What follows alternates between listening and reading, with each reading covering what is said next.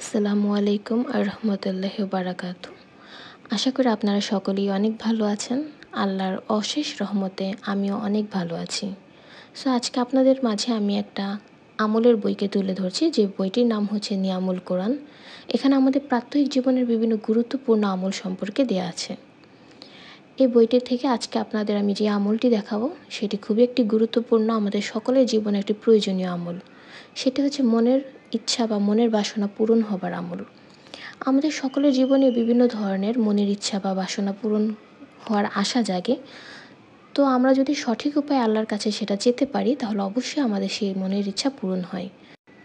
আপনারা দেখতেই পাচ্ছেন, আমি বই থেকে খুঁজে নিলাম মনের বাসনা পূরণ হওয়ার আমলটি। চলুন এটি সম্পর্কে আমরা বিস্তারিতভাবে দেখে নিই।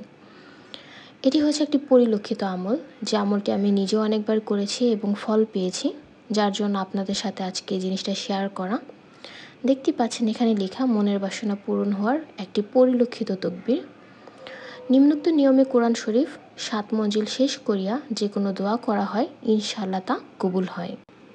এটি মূলত একটি সপ্তাহের মধ্যে সম্পূর্ণ কোরআন শরীফ খতম দেওয়ার একটি তকবির। সো এখানে আমরা দেখতেই পাচ্ছি শুক্রবারের আমলটি হচ্ছে সূরা বাকারা হইতে সূরা মাইদা পর্যন্ত, শনিবার সূরা আনআম হইতে সূরা তওবা পর্যন্ত, রবিবার সূরা ইউনুস হইতে সূরা তাহা পর্যন্ত, সোমবার সূরা আম্বিয়া হইতে সূরা কাসাস পর্যন্ত, মঙ্গলবার সূরা আনকাবুত হইতে সূরা সাদ পর্যন্ত। এইভাবে আপনারা সম্পূর্ণ দিন এটাকে পড়ে যাবেন। তারপর দেখুন বুধবার সূরা জুমার হইতে সূরা আর রহমান পর্যন্ত, বৃহস্পতিবার সূরা ওয়াকিয়া হইতে শেষ পর্যন্ত পাঠ করিয়া সম্পূর্ণটা খতম দিবেন।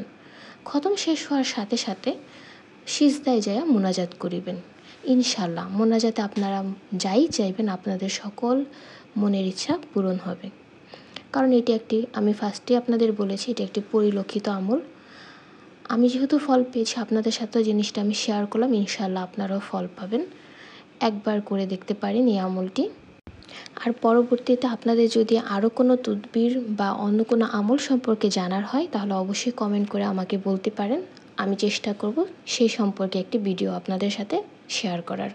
সবাইকে আজকের জন্য আসসালামু আলাইকুম।